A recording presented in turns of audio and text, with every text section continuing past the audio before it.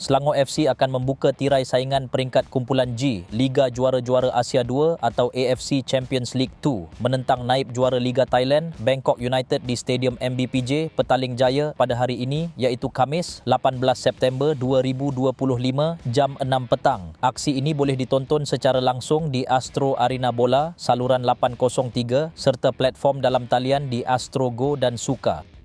Edisi kali ini menyaksikan Selangor diletakkan dalam kumpulan G bersama Bangkok United dari Thailand, Persib Bandung dari Indonesia dan Lion City Sailors dari Singapura. Peluang untuk Selangor melepasi peringkat kumpulan dilihat lebih terbuka musim ini kerana mereka tidak berdepan ujian seperti edisi lalu. Tiada kelab gergasi Asia Timur seperti Jepun atau Korea Selatan. Selangor kali ini hadir dengan keyakinan selepas membelasah Malaysian University Football Team 9-0 pada aksi baru-baru ini sekaligus mara ke suku akhir bagi bertemu Negeri Sembilan FC. Dalam Liga Super pula, skuad kendalian Katsuhito Kinoshi itu mencatat 2 kemenangan dan 2 kekalahan, berada di tangga keempat carta Liga Super terkini. Kinoshi menegaskan fokus pasukannya untuk perlawanan petang ini adalah mengekalkan corak dan identiti permainan Selangor FC tanpa terlalu memikirkan lawan. Pengalaman beliau sebagai penolong jurulatih skuad kebangsaan Serbia dan sekitar Eropah pastinya memberi kelebihan kerana hampir separuh tonggak Bangkok United berasal dari Serbia, Jerman dan Jepun. Tambahan pula, beraksi di laman sendiri pasti memberi tonik kepada Selangor kerana mereka masih belum pernah tewas di laman sendiri musim ini. Pemain Selangor FC, Grigor Moraes menjadi tumpuan utama dengan 8 gol setakat ini termasuk 2 hat-trick dijaringkannya sekaligus mencetuskan perbandingan dengan rakan senegaranya, William Lira yang masih gagal memberi jaringan kepada Selangor. Untuk info, Grigor Moraes sebelum ini pernah menjadi pemain kelab Buriram United pada musim 2024-2025.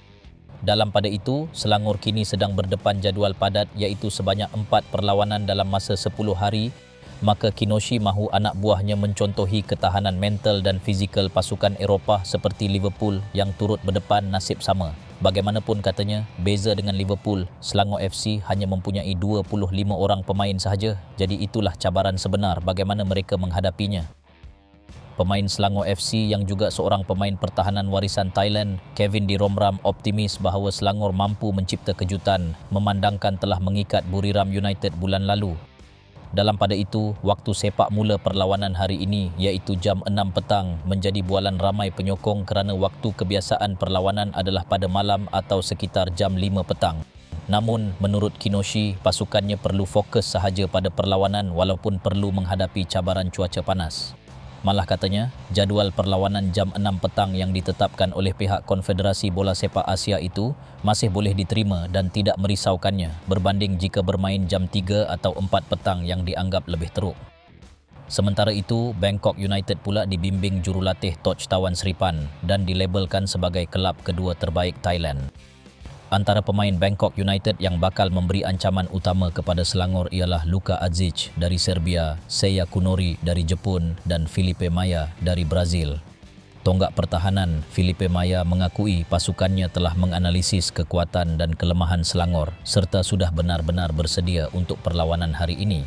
Untuk rekod, Bangkok United berjaya mara ke peringkat kalah mati AFC Champions League 2 musim lalu. Manakala perlawanan petang ini merupakan kali pertama Bangkok United menentang pasukan dari Malaysia dalam kejohanan ini.